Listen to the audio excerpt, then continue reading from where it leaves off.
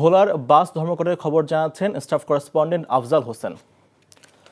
আফজাল, সংঘর্ষ কি এখনো চলছে? সার্বিক পরিস্থিতি আমাদেরকে জানাবেন।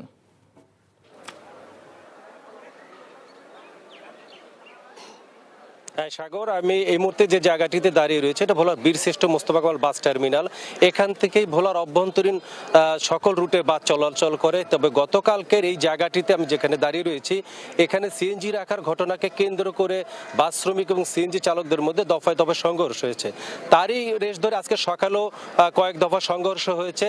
এবং আমার পিছনে আপনি দেখতে পাচ্ছেন যে সিএনজি এবং এগুলো রয়েছে, এগুলোতে সকালে আগুন দেওয়া হয়েছে, পাশে বাস রয়েছে, বাসে আগুন দেওয়া হয়েছে এবং থেমে থেমে সংঘর্ষ চলছে। কিছুক্ষণ আগে আইন শৃঙ্খলা রক্ষাকারী বাহিনী, কোস্টগার্ড এবং পুলিশ তারা এসেছে। তারা আসার পরে মোটামুটি এই মুহূর্তে পরিবেশ পরিস্থিতি নিয়ন্ত্রণে রয়েছে। তবে আমি দেখতে পেয়েছি যে এখনো শ্রমিকদের মধ্যে টান টান উত্তেজনা রয়েছে। সবাই লাঠি সোটা নিয়ে, ইটপাটকেল নিয়ে দুই পাশে অবস্থান নিয়েছে।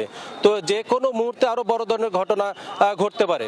আরেকটি বিষয় হচ্ছে সাগর, যে দ্বীপ জেলা ভোলার এই জায়গা থেকে মূলত অন্য সকল উপজেলাতে চলাচলের একমাত্র রুট হচ্ছে, এবং এই রাস্তাটি বন্ধ থাকাতে, বাস এবং সিএনজি সবকিছু বন্ধ থাকাতে চরম দুর্ভোগে পড়েছে এসব রুটে চলাচলরত শত শত যাত্রীরা।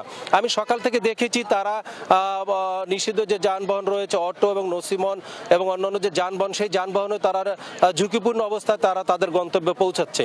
এবং আরেকটি বিষয় হচ্ছে যে এখানকার যে মারমুখী অবস্থা এবং শ্রমিকদের এবং সিএনজি চালকদের যে অবস্থান, সেই অবস্থানের কারণে আইন শৃঙ্খলা রক্ষাকারী বাহিনীও একটা অসহায়ের মধ্যে পড়েছে। সকালে থেকে পুলিশ এসে তারা দাঁড়িয়েছিল, তারা কিছুই করতে পারেনি।